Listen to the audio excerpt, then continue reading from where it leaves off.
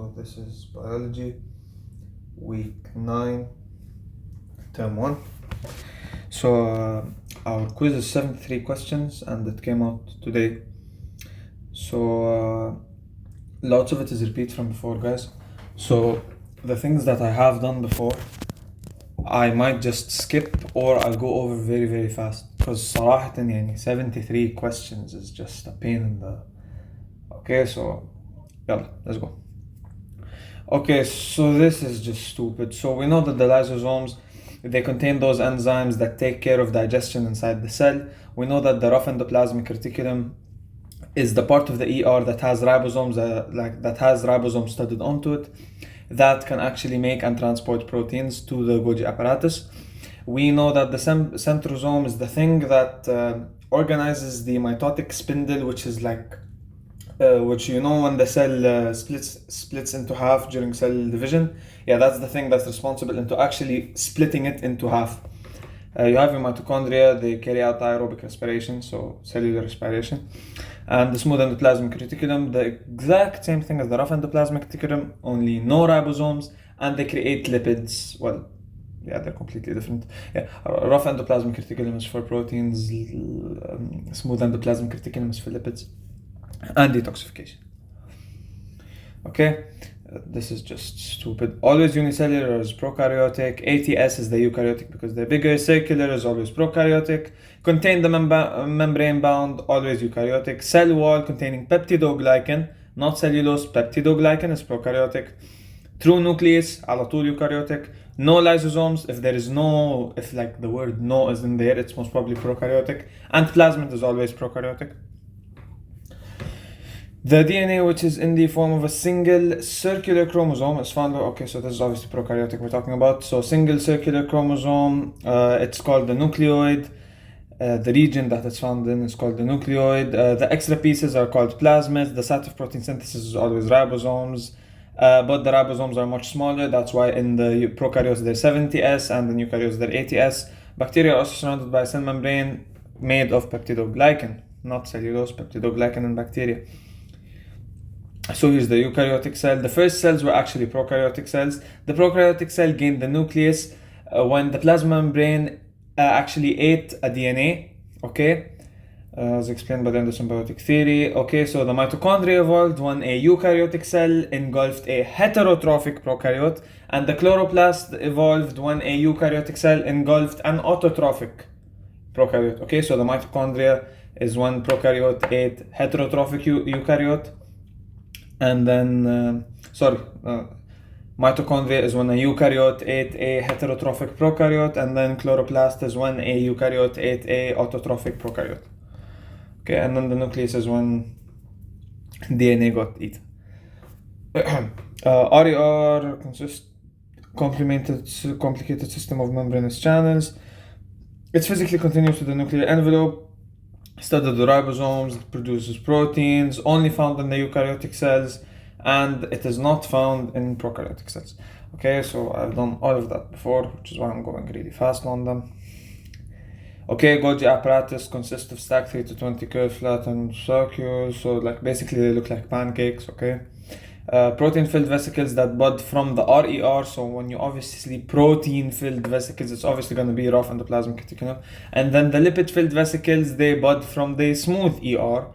They are both received by the Golgi apparatus, so anything that goes from the endoplasmic reticulum being either rough or smooth, it will directly go to the Golgi apparatus. The Golgi apparatus sorts it, modifies it, packages it, and put them in the vesicles, then to transport it to other parts of the cell or to the plasma membrane to then discharge by exocytosis. If they go to the plasma membrane, they will discharge by exocytosis, which is actually a topic of today. We're going to go more into details about that later. So it is here where proteins fold and carbohydrate chains may be added to lipids. So if they're going to add any carbohydrate chains to proteins or lipids to make them glycoproteins or glycolipids, it will happen in the Golgi apparatus. So those plasmodesmata things, they're like pore-like structures found in the plant cell wall, and they're the things that actually control the passage of material from one plant cell to another, and they're responsible for the cell-to-cell communication, and they are aligned with the cell surface membrane, so they have a cell membrane. and so circular DNA على طول prokaryote, linear is eukaryote, 70 is prokaryote, 80 is eukaryote. Mitochondria and chloroplast both have a double membrane. They both have circular DNA and 70S ribosomes resembling the prokaryotic cells. Yeast belongs to fungi. Bacteria belong to the kingdom prokaryote. Both organisms are unicellular. Both cells are filled with a cytoplasm. Everything has a cytoplasm and everything has ribosomes.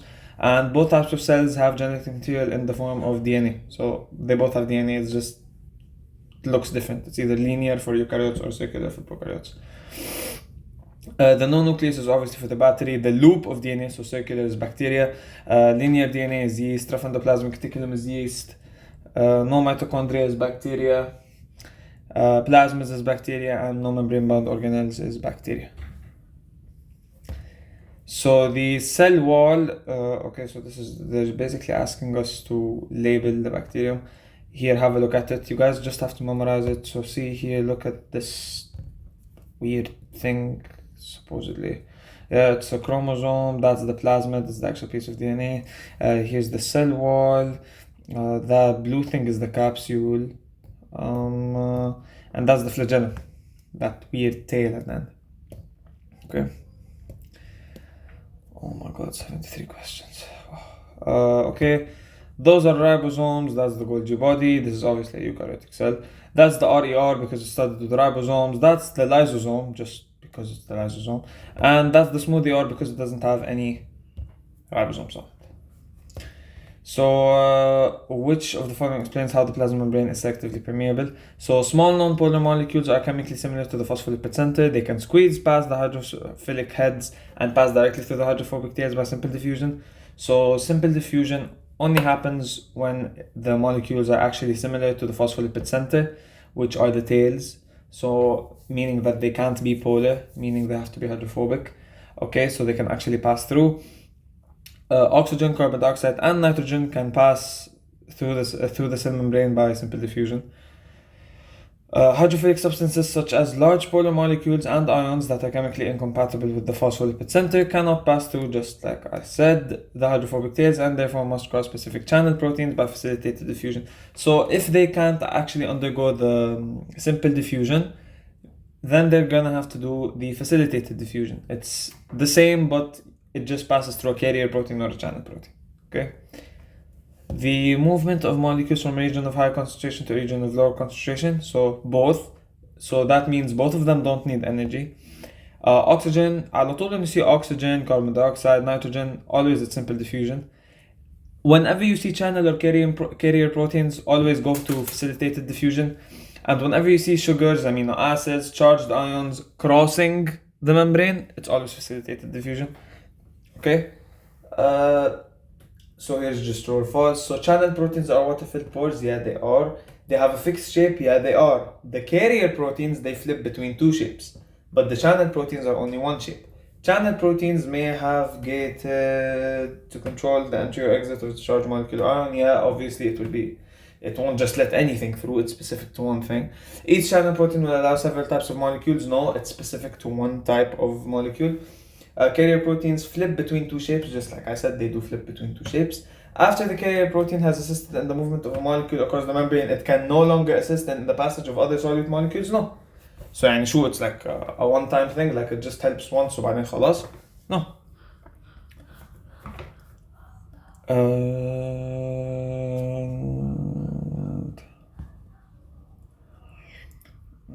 Okay. Sorry. So which of the following are true about the type of transport represented below? Obviously it's the passive movement. So yes, it's before you tell me, oh Maher, look, they're they're in this weird structure thing, there has to be energy involved. No. See, that is a carrier protein. How do you know it's a carrier protein? Channel proteins kind of look like this. Carrier proteins have this weird like thing here, like this weird space that like opens up and throws the particles inside. Okay, the channel protein is just like this. It's just boring. Okay, so what did I say about carrier proteins and transport? It is the passive movement, so it's facilitated diffusion. That means it is passive movement, it needs a carrier protein, and it involves the movement of large hydrophilic molecules. Why? Because what is facilitated diffusion for? It is for large hydrophilic molecules, not small non-polar molecules, large hydrophilic molecules.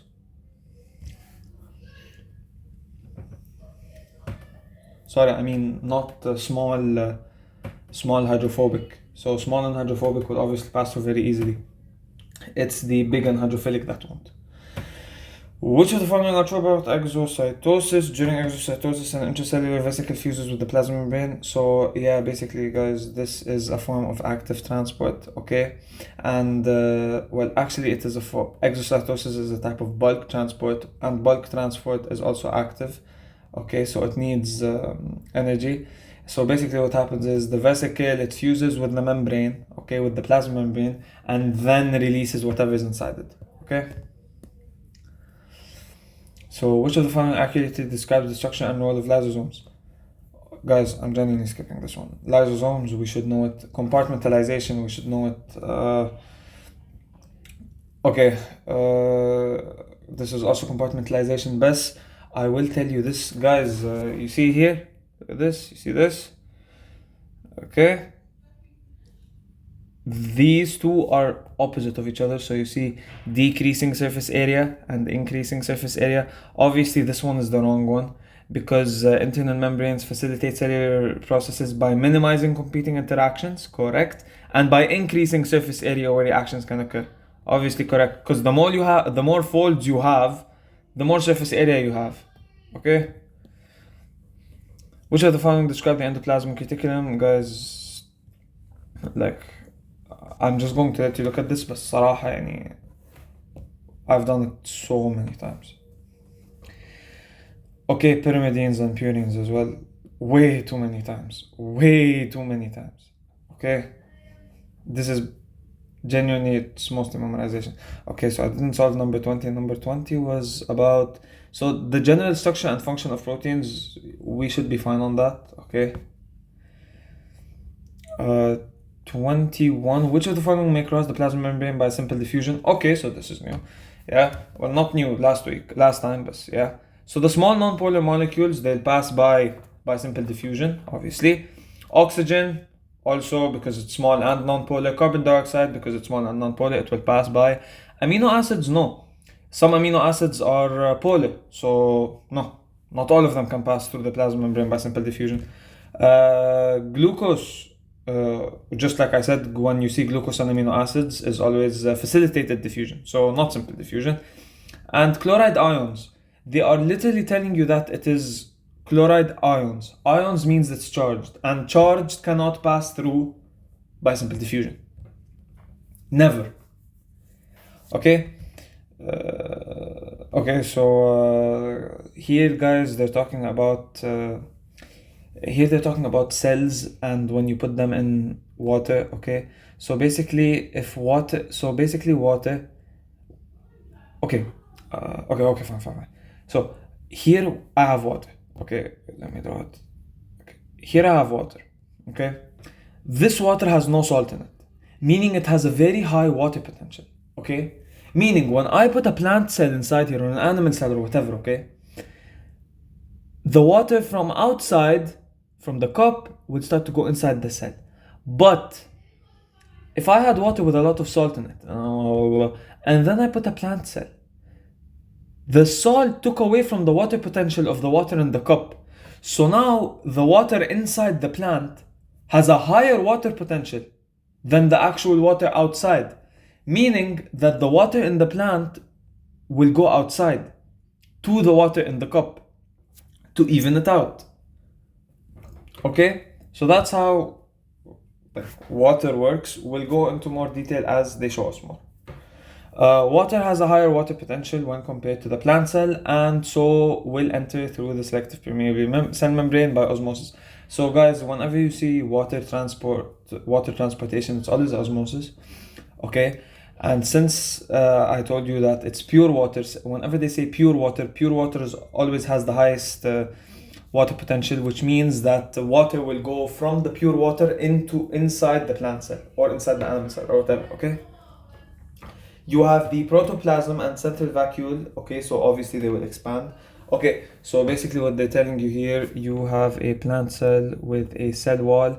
Everything inside here will start to expand because you're adding water into it. Okay, and in a plant cell they have this thing called turgor pressure. The turgor pressure will start to go up until it becomes turgid, which means until it becomes very firm, but it doesn't burst. Okay, because of the cell wall, it doesn't burst. Okay, animal cells, they burst because they don't have a cell wall. So when you keep adding water to it, it bursts. But the plant cells, they don't burst. Okay, the cell membrane will push against the cell wall. Obviously, when you have the cell with the cell wall, and then this is going to start adding water, and the water is going to start adding here, so this is going to start pushing against that, and yeah, I'm an amazing artist. The cell wall will push back and therefore create a pressure potential not found in animal cells, just like I said. The pressure potential will increase the water potential of the plant cell until the water potential inside and outside the plant cell is the same. Just like I said, it will keep fixing until both of them are the same, until both water potentials are even. Okay? And in the same, and equilibrium has been reached. So obviously what we're trying to achieve is equilibrium. So no more water will enter and the plant cell is said to be turgid, just like I was saying. Okay, so the steeper the concentration gradient, the faster the rate of diffusion. So obviously if the differences in water potential are very great, that means that the rate of diffusion will be very fast. Okay, and at higher temperatures, molecules and ions have more kinetic energy, obviously. And the greater the surface area, the more molecules and ions can pass at one moment, and therefore the faster the rate of diffusion. So basically, guys, higher temperature means higher kinetic energy, means higher rate of diffusion. Greater surface area means more ions can pass, means higher rate of diffusion. Okay? And the steeper the gradient, the faster the diffusion as well. Okay? Channel proteins are water-filled pores. So we've gone over this, but we'll read it again. So we know that the channel proteins, they are water-filled pores. Pores means like openings, okay? They have a fixed shape, just this. They are just that. They have a fixed shape. They may be gated, obviously. They may be gated, so they can open and close however they want, okay, to whatever thing that comes. If it's accepted, it will go in. If it's not accepted, it will be blocked. They are specific. Obviously, they are specific to one type of thing, okay? Both of them are specific, but both the carrier and channel are specific. But the carrier looks something like this. Something like, yeah, I'm a horrible artist, wow. And then you'll have the things that, like, the molecules that you're trying to enter into the actual cell. This is the actual cell, yeah. This is like, whatever. I don't know how to draw it. This is what's happening, okay? What is going on? What is this, bro? Oh my god. No, not now. No. Go away. Thank you. And carrier proteins flip between two shapes. We've been over this. They flip between two shapes. The main component of the cell membrane is the phospholipids. If you don't know this, guys, I genuinely don't know what to say, wallah. The main component of the cell membrane is phospholipids. So cell membrane, main component, phospholipids. They arrange themselves in the bilayer, the thing that we've been yapping about for I don't know how long. This thing, yay, we all love this, we all hate this. Okay. This bilayer. The hydrophilic heads oriented towards the aqueous. So hydrophilic heads love aqueous environments. So whenever you see aqueous, the hydrophilic heads are oriented towards them. Okay? Wait, let me see. Okay, while the hydrophobic tails face each other within the interior, so obviously the tails face each other. They don't face away from one another. They are facing each other. Okay? Some phospholipid tails are unsaturated, which increase membrane fluidity. So guys, this is, in my opinion, highly controversial because at 1 second in the course of vision, I read cholesterol is responsible for fluidity, and then in another second, I read phospholipid is responsible for membrane fluidity. Now, I'm not going to tell you what to put in the exam tomorrow, But if they make it so clear like this, and they're talking about phospholipid, okay, and they're telling you what will make the membrane more fluid, obviously we know that unsaturated lipids are liquid, and then that saturated liquids are solid. What do you think will make it more fluid? Obviously the liquid one, okay?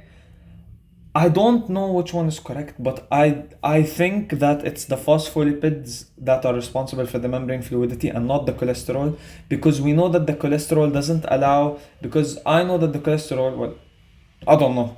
Someone knows that the cholesterol doesn't allow the cell to become too fluid or too turbid or like too like firm, okay? So it's the thing that like keeps it in line. Okay, so I'm pretty sure that the phospholipid is the thing that is responsible for the membrane fluidity, but I'm not sure. Okay, the hydrophilic regions of the membrane proteins contain amino acids with hydrophilic heads. So, obviously, the hydrophilic regions will contain the amino acids with hydrophilic R groups. How do we know that it was hydrophilic in this case? Look what they wrote here. Aqueous. Aqueous hydrophilic. Okay, اتفقنا? Okay. Hydrophobic regions that contain amino acids with hydrophobic R groups face the hydrophobic tails. How did we know that it was hydrophobic tails? What are hydrophobic tails? Tails are hydrophobic, okay? Hydrophobic regions, hydrophobic R groups. Hydrophilic regions, hydrophilic R groups. They both have to match, okay? Oh my god. Wait, I can do this? What's this? Oh, that's cool. Okay. 27. Okay, this is quite annoying. Wait, okay, let me just explain this على طول. Okay, so look, this is the phospholipid bilayer, obviously, because it's showing you this stuff. Okay, when it shows you the whole thing and it tells you what's all of this, it's the bilayer. Okay, what's in the middle of the bilayer? What's only the middle part? So it's telling you what's only the middle part of the bilayer. It's not telling you all of it, it's just telling you this middle part. It's just the tails, so it's the hydrophobic tails. Whenever it shows you something that's big and it has this carbohydrate chain sticking out of it, it is called glycoprotein. Okay, now whenever they show you this thing here, like this thing here, well, that thing is actually the hydrophilic head, but that's not what I'm trying to say. Whenever they show you this hydrophilic head and it has the carbohydrate chain attached to it, it's called the glycolipid. Why, you might ask me? Because we know that this is a phospholipid. Now, if I add a carbohydrate chain to it, what does it become? Oh wow, it becomes a glycolipid, because it was a lipid before we added the carbohydrate chain, which is like glucose, whatever, you know. Okay, so we made it as a glycolipid. That's the name they came up with. Don't attack me for it. Okay. This number 2, I forgot what this. Okay, yeah. So number 2, they're saying, so whenever. This is very unclear, like what the hell is this? But basically what they're trying to draw for you is actually this. Okay, this is a cholesterol molecule. Okay, like it's dark, if you can see it here, like it looks like that. That's a cholesterol molecule. Okay, that's what it looks like. Did I leave anything? Oh yeah, one is just a protein. It's an integral protein because it's inside the membrane. So this is the membrane, blah blah blah blah blah. It's inside, it's in the middle of it. So yeah, integral protein. And yeah, I guess that's it. Okay, next. So osmosis is the diffusion of water from a higher water potential to lower water potential. We've been over this. Osmosis is higher water potential to lower water potential. Now, osmosis is also the diffusion of water from a lower solute concentration to a higher solute concentration. If we have lower solute concentration, what does that mean about our water potential? It's higher. So they're saying the exact same thing, but they're trying to confuse you here. Lower solute concentration to higher solute concentration is the same as saying higher water potential to lower water potential. It is the same. Osmosis is the diffusion of water from lower osmolarity to higher osmolarity. Okay, same thing. They're just trying to change up the words. Okay, memorize it as you see it in front of you. Okay, obviously osmosis does not require energy. Okay. Which of the following accurately describes aquaporins? So aquaporins are a type of channel proteins. You know those beautiful, boring things that I have drawn so many times. I love drawing this because I actually know how. So it's a type of channel protein, and it is the thing that allows the rapid movement of water. Aqua, water shocker. Okay, so now we have a new formula here. It is the water potential is equal to the solute potential plus the pressure potential. Remember that because we will be needing that. Okay, water potential equals solute potential plus the pressure potential. And the solute potential, as you will see, is negative. Usually, okay? So the solute potential is the extent to which the solute molecules decrease the water potential. So guys, basically what solute potential is okay, I have a water potential of 10, okay? I add salt. I keep adding salt. My water potential becomes 9, 8, 7, 6, until it goes down to whatever, like negative 20, okay? Whatever you want, ماشي? This new number I attained after adding my salt and whatever is the solute potential, okay? That's basically what they're trying to say. The solute potential decreases the water potential. ماشي? The solute potential for pure water is 0. Wow. Pure water. It's pure. معناته there's no salt. معناته there's no solute potential. How shocking. I wonder what Maher was yapping about. Becomes more negative than increased concentration of solutes. Okay, I just said that. The contribution of pressure to the water potential is known as pressure potential. So, when pressure contributes to water potential, it's called pressure potential. There's no way of explaining it. You have to read it, understand it, memorize it. Pressure contributing to water potential is known as pressure potential. Okay? Applying pressure decreases the water potential. So I'm going to apply pressure, and somehow it's going to, I don't know, add salt to my solution to decrease my water potential. Obviously not. It's false. Okay, guys, so now we are at isotonic, hypertonic. Guys, basically isotonic is, how am I going to say this? Isotonic is equal, okay? So I have a cell here, okay, ماشي? And I have water around the cell, ماشي? The water potential inside and outside the cell are equal in isotonic. Now in hypertonic, ماشي, the water potential inside the cell is greater than the water potential outside the cell, meaning that water is going to go like that. Now in hypotonic, where is it? Hypotonic, the water potential outside is greater than the water potential inside, meaning that water is going to go like this. Okay? Meaning, if this is a plant cell, so now we're talking about the hypotonic here, okay? If this was a plant cell, it would become turgid. Because of the cell wall, it won't allow the cell to burst. But if it was an animal cell, what would happen? The cell would burst. Okay? Now, if we were talking about hypertonic, and the, oh no, Ya Allah. Water cell. Okay, now if we were talking about hypertonic, the water would move like this, right? In a plant cell, it will become plasmolized. It basically looks like this. And in an animal cell, it will become shrivel, meaning it will become like this. It will become useless. ماشي? So when water leaves the cell, it's always a bad thing. Okay? In plant cell, the term is called plasmolized. In an animal cell, it's called shrivel. So here, isotonic, obviously nothing happens. There is no net gain or loss of water. In a hypertonic for the plant cell, it becomes plasmolized. In the hypotonic for the plant cell, it becomes turgid. Where do they say turgid? They say turgid. They say turgid, sorry. Turgid, they say turgid. Animal cell in a hypertonic, shrivel.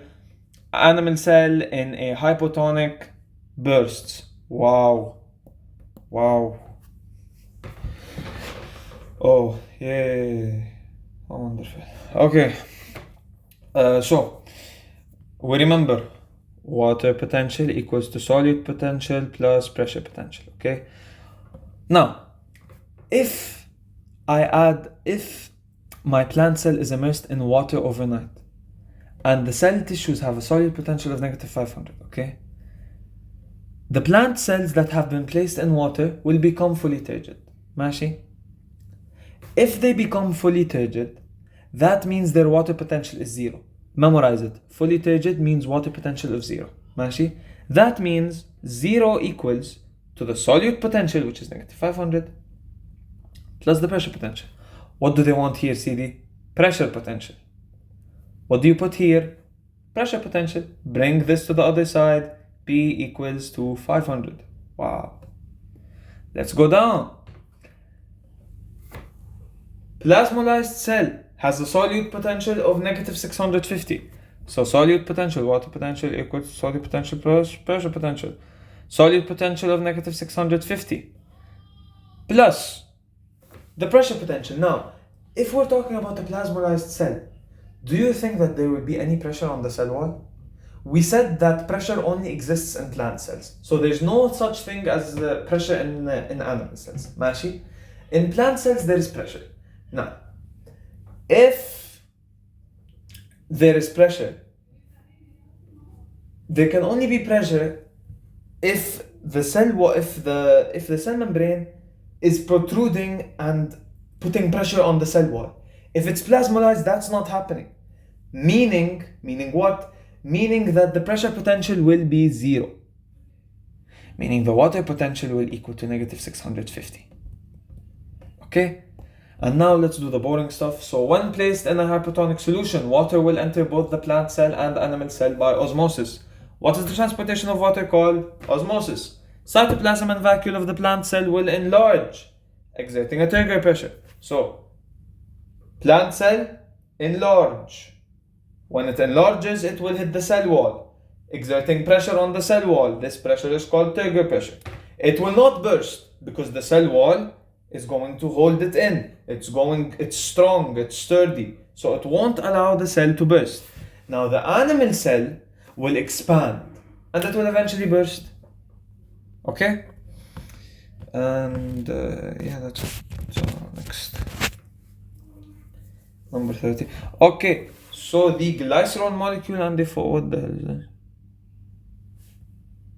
Oh, hey, okay. Okay, so the glycerol molecule and the phosphate group together make up the hydrophilic head. Great to know. If you don't know that, please, I don't know what I'm going to do with myself. Please start to know it. Glycerol molecule plus phosphate group equals hydrophilic head. Okay, whereas the fatty acid chains make up the hydrophobic tails. Okay. Obviously, as I've said, the circle is the glycerol and phosphate head. Those tails are the fatty acid hydrophobic tails, and everything together is the phospholipid bilayer. And obviously, if the dark portion is in line with the fatty acids, that means that it is hydrophobic. Okay, and if this light region is outside in line with our hydrophilic heads, that means it is hydrophilic. So this is hydrophilic and the dark region is hydrophobic. Oh, yay. Okay, so which of the following describe the fluid mosaic model? So the plasma membrane is made of a bilayer of phospholipid molecules, thus acting as a barrier, keeping solutions on either side of the membrane separate. The polar regions of the phospholipids lie at the surface of the bilayer, and their non-polar tails group together in the interior. The bilayer prevents the passage of water-soluble molecules. Basically, all of this, yep, all of this, yep, is trying to tell you this. This is what the phospholipid bilayer looks like. Tails here, hydrophilic heads there, keeps the region separate, and it acts as a barrier towards the cell. Proteins are also found embedded within the cell membrane. You remember those beautiful big structures inside the cell membrane? Yeah, those are proteins. Okay, they may be hydrophilic because they might have a charged R group, or they might be hydrophobic, meaning they have a hydrophobic R group, or a non-polar R group, whatever you'd like to say. Another lipid found in the plasma membrane of eukaryotic cells is cholesterol, which is responsible for the fluidity of the membrane. Now you see how they contradict themselves. يعني صراحة أنا I don't know what to say. Guys, I say if the choice is available, like listen, خلينا نقول إنه there's a question just like this, they didn't mention phospholipids being responsible for the fluidity of the membrane, but they mentioned the cholesterol being responsible. خلص choose the cholesterol, okay? if such a question comes we all get it wrong وما بعرف شو, خلص we'll cry to Mr. هذا لؤي, we'll tell him it has to be a bonus وخلصين, okay? Another lipid found in the plasma membrane of eukaryotic cells is, I just said that, an oligosaccharide is attached to some of the proteins. Do you remember this? Do you remember this thing? Protein, lipid, the hydrophilic head, tick tick tick tick tick tick tick tick tick. This is a carbohydrate, tick tick tick tick tick tick tick tick tick. This is a carbohydrate. This becomes a glycoprotein. This becomes a glycolipid. خالصين. Oh my god, there are still 40 questions. Oh my god, there are still 40 questions. Wow. Okay. Sugars, amino acids, and charged ions move across the membrane down the concentration gradient. Facilitate diffusion. Why? Because they said sugars. Secretion of digestive enzymes from the pancreas. Secretion. Exocytosis. The cells take in, entering, endocytosis. You remember bulk transport has endocytosis, exocytosis. Endocytosis is engulfing, exocytosis is releasing. They're called bulk transport for a reason, because they transport in bulk. They have a lot of things transporting. In the form, so carrier proteins or pumps energy in the form of ATP required to transport molecules or ions across the membrane to establish and maintain concentration gradient.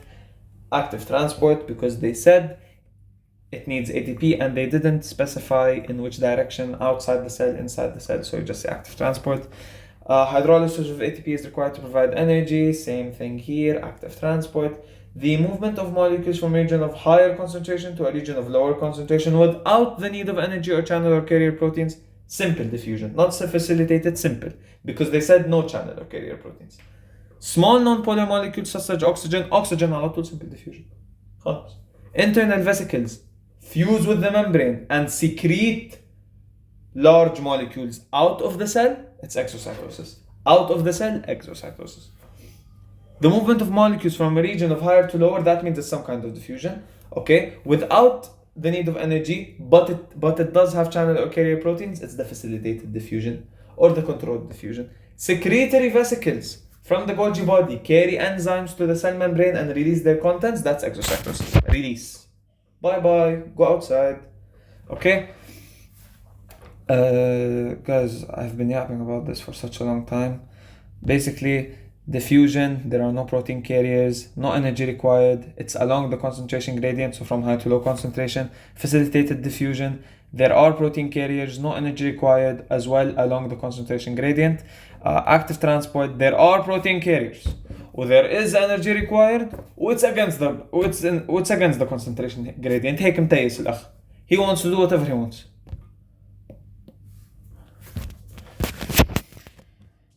Sugar molecules through transport proteins. ما في. The sugar molecule will enter through transport proteins. It can't go through simple diffusion. It needs something to carry it inside. هيك, it's lazy. Sugars such as fructose and glucose are polar and hydrophilic. يعني الاثنين متيسين. Polar and hydrophilic. They cannot pass through the hydrophobic tails. Obviously, if you're polar and hydrophilic, you can't go through the hydrophobic tails, which are non-polar. So, they didn't elaborate more. It's just the tails of the phospholipid bilayer, like the tails of mean. Okay. I'm gonna continue now. The surface area of the plasma membrane must be large enough to adequately exchange materials. Wow. Okay. Small cells typically have a higher surface area to volume ratio and are more efficient.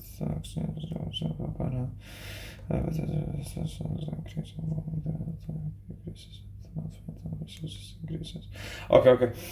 So basically what they're telling you here, so the surface area of the plasma membrane must be large enough to adequately exchange materials. So you have to have a large surface area to be able to adequately exchange materials. Also, the smaller the cell is, the higher the surface area to volume ratio it has, okay? And the more efficient exchange of materials with the environment, okay? So the smaller the cell is, the easier it is for it to exchange materials with the environment. Now, as the cell increases in volume, the relative surface area decreases, okay? So the opposite happens. So volume goes up, relative surface area goes down. And the demand for internal resources increases. Because you have more volume inside, you're going to need more things. So you'll start to demand more internal resources.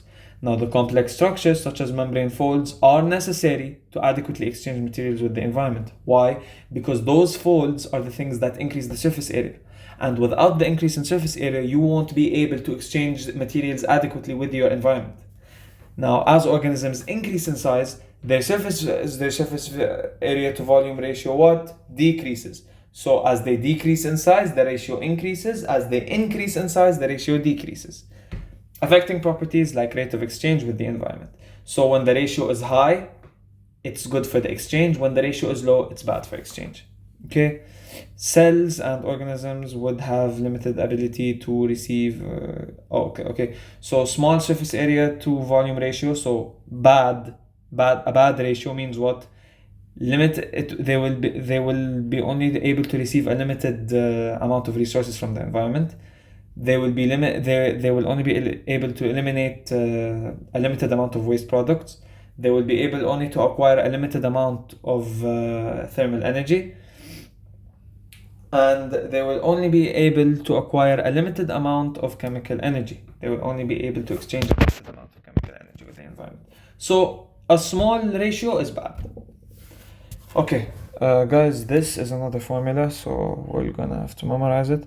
This is the formula for solute potential. As you can see here, the solute potential, that's what they want at the end. Basically, guys, they're giving you everything. Okay, so they gave you C. So those who don't take chemistry, so as you can see here, it's a negative sign. The negative sign actually means that it's negative.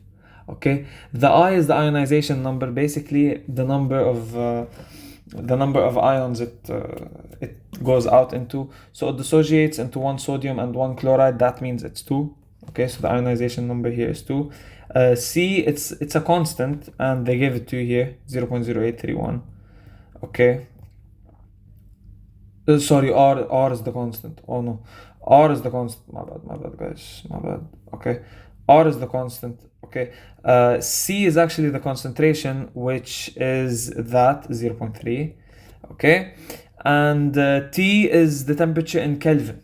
Okay, so you're gonna take 30 and you're gonna add 273. What does it become? 273 plus 30, 303. So 303.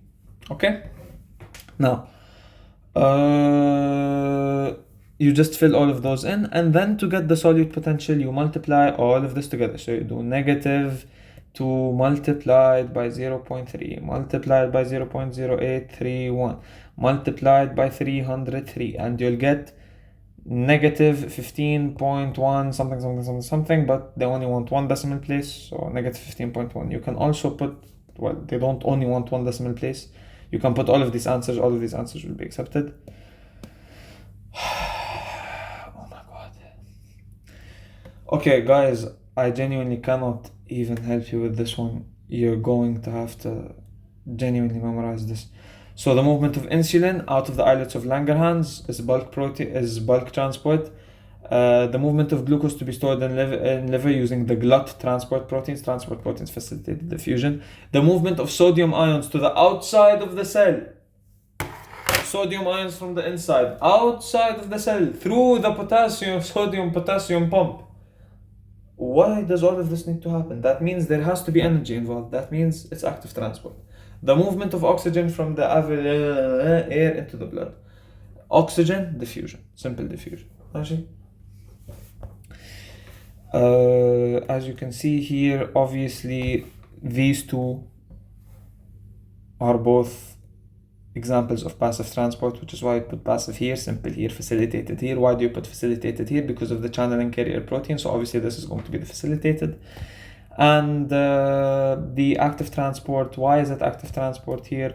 Look what they wrote, ATP into ADP plus P. That means ATP is being used to create energy, and this energy is going to be used to transport things from a region of low concentration to high concentration, which means it is against the gradient, which is bad.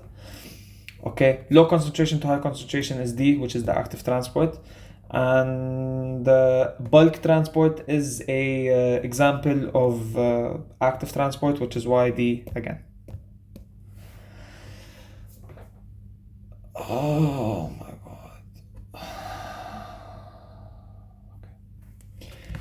Okay, so the surface area of this plasma membrane is the thing that determines the amount of substances and heat, the amount of substances that can be exchanged with the environment, just like I said there. Now, in parallel, the cell volume determines the amount of metabolic activity the cell can carry out. Metabolic activity inside the cell. Okay? Cell volume is responsible for that. Now, therefore, to maintain adequate exchanges with its environment, a cell must have a large surface area. To able to exchange stuff, it has to have a large surface area, because that's what's responsible for exchanging things. Now, as a cell increases in volume, its surface area also increases, but not to the same extent, and thus the surface area to volume ratio should decreases. The cell, now listen, when I increase the cell in volume, the surface area will also increase, ماشي? But the ratio will decrease. Why? Because if the cell increases in volume, the surface area will increase, but it won't increase at the same rate. Okay? Because as much as you increase the volume, you won't be able to create folds out of nowhere. You have a limited number of folds. يعني. You'll be able to fold it وبعدين until one day you keep folding it until next year. It doesn't work. Okay? Fold it until you can't fold it anymore. خلاص. ماشي? But the cell, the volume, increase. If you're talking, especially if you're talking about an animal cell, it won't burst. It can't burst. Okay? So basically what I'm trying to tell you is, if the volume and the surface area both increase, but the ratio decreases because they don't increase at the same rate. Okay?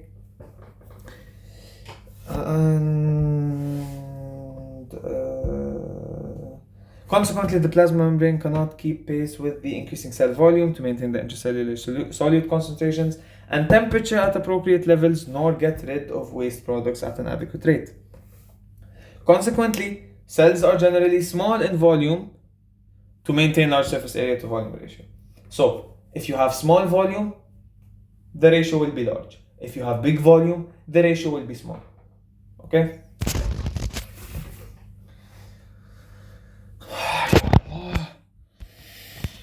Okay, so here they're telling you which ones are the passive transport. It is simple diffusion, controlled diffusion. 3 is the active transport because of that beautiful red ATP that they drew for us. Okay.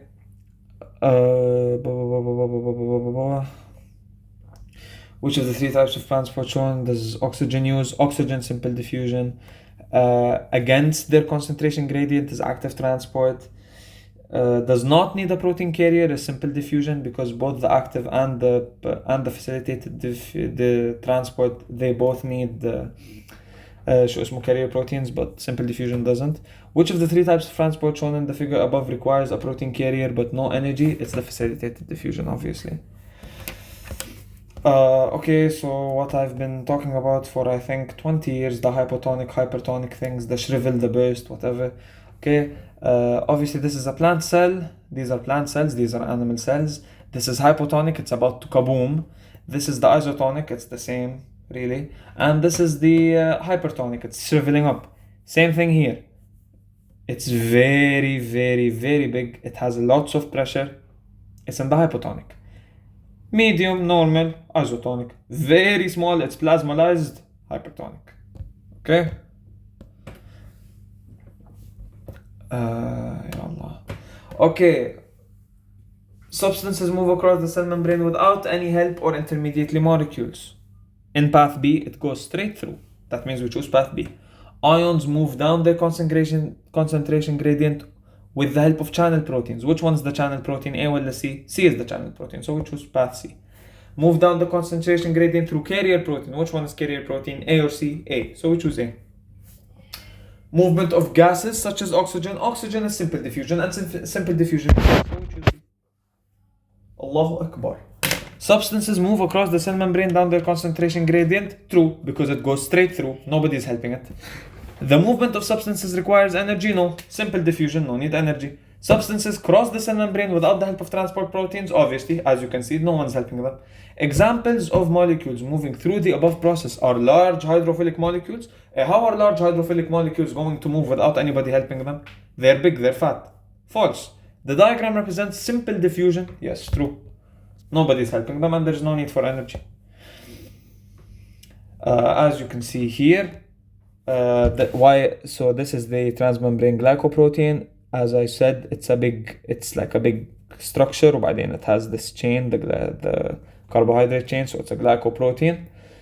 As you can see here, it's a glycolipid because it's just the head with the carbohydrate going out of it, so it's a glycolipid. This is the peripheral protein. Why? Because it looks like this. It's under the heads here. It's under the heads. It's not engulfed in it. It's under the heads. Okay. This is the phospholipid bilayer because they gave you this shape or they gave you this stuff. So obviously it's the bilayer as a whole. Obviously that's a channel protein because I've been drawing this the whole day. Okay, and obviously these are carbohydrates because I've been drawing these sticks the whole day because it's the only thing I can draw, for the love of God. Okay, 44. Ya Rabbi. Piss off. Substances move across the cell membrane without the help of any intermediary proteins, intermediary molecules. Simple diffusion. No energy needed, both. Channel proteins and carrier proteins, the facilitated diffusion. Large hydrophilic facilitated diffusion. Carbon dioxide على طول simple. Particles move down, both of them.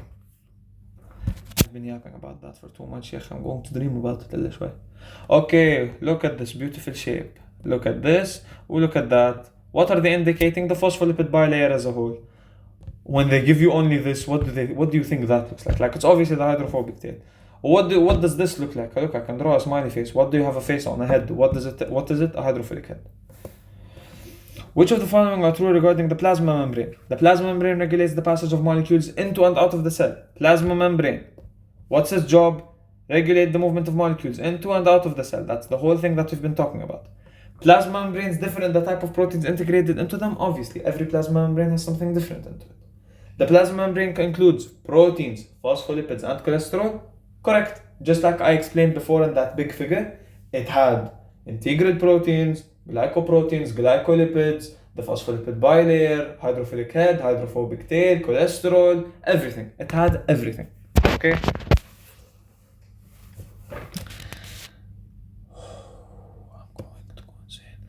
They allow particular proteins or ions to cross the plasma membrane freely. Channel proteins. They help the body recognize cell recognition. They are shaped in such a way that specific molecules can bind to them. Receptor proteins. They are receiving. They are involved in forming various types of junctions. Junction proteins. Junction proteins. That's self-explanatory. They catalyze specific reactions. Enzymatic proteins. Catalyze, enzymatic. They can change their shape upon receiving a substance. Changing their shape, flipping between two shapes. What did we say? The carrier protein. 47. Choose the type of transport that is represented in the figure. It's bulk transport. Why? Endocytosis, engulfing. You remember engulfing? Look how many things it's engulfing. 1, 2, 3, 4, 5, 6, whatever. It's engulfing so many. It has so many things. So obviously it has a lot of things. It's engulfing a lot of things, and it's engulfing. Engulfing any endocytosis. Endocytosis is a form of bulk transport, which is a form of active transport. So you remember endocytosis, just like I said. And structure X, it's pointing to the thing that is holding your many dots, whatever. Okay, this thing, this circle, it's called the vesicle. Okay. What is the diffusion of water across the selectively permeable from high to low water concentration? Osmosis. Transportation of water? Osmosis. Water moves from inside the cell to the outside. inside to outside. That means the water potential inside is higher than the water potential outside. That means that it is being put inside a hypertonic solution. Now, if the water moves from the outside to the inside, that means the water has a higher water potential than the plant cell. That means that the water is hypotonic. Now, there is no net gain of water or loss of water, it's the isotonic one. Now, the cell becomes plasmolized is the hypertonic one. Why? Plasmolized, it means the water is leaving the plant cell, meaning it's like becoming smaller, meaning it becomes plasmolized. The protective extracellular matrix. Okay, so now we're talking about cell-to-cell communication.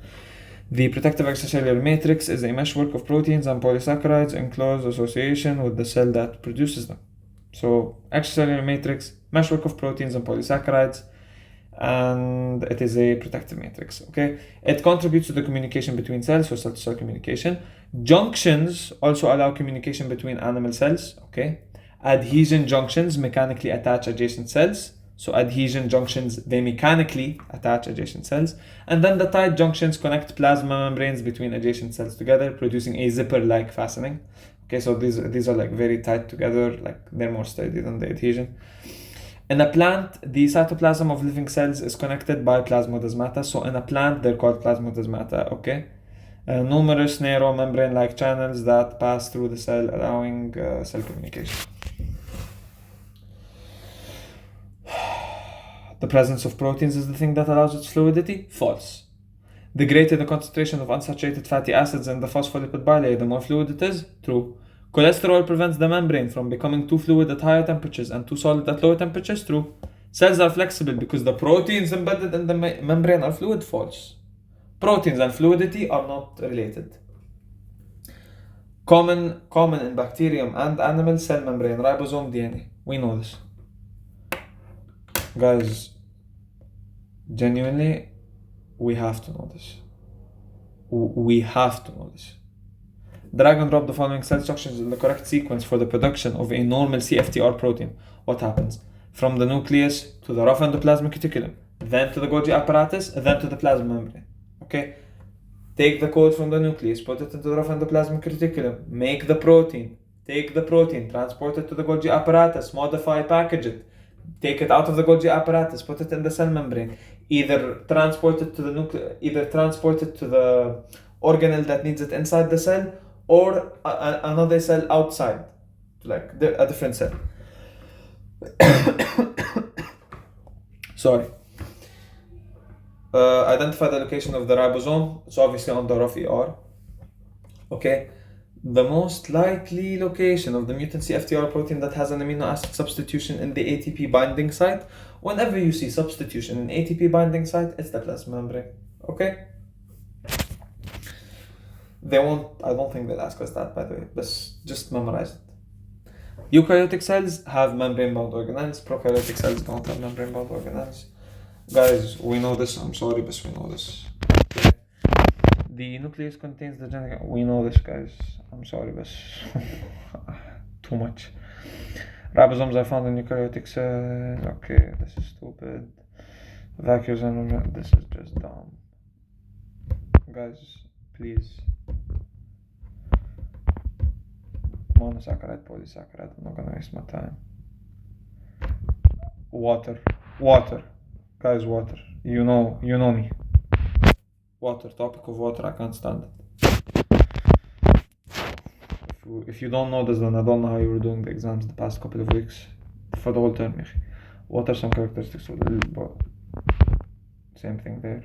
Synthesize a macromolecular...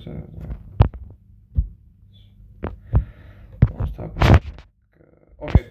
Yeah. Okay. So if water is moving from here to here to here, which one has the highest water potential? Obviously this one. طيب.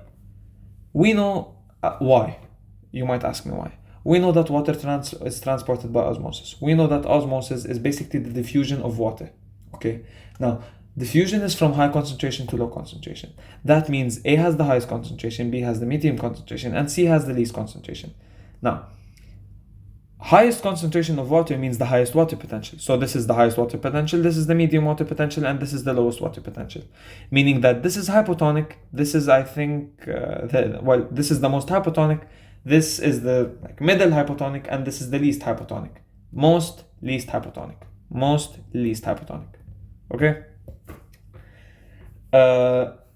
Obviously, the water potential that is least negative, the least negative, is the most hypotonic. The most negative is the least hypotonic, and the one in the middle is the one in the middle.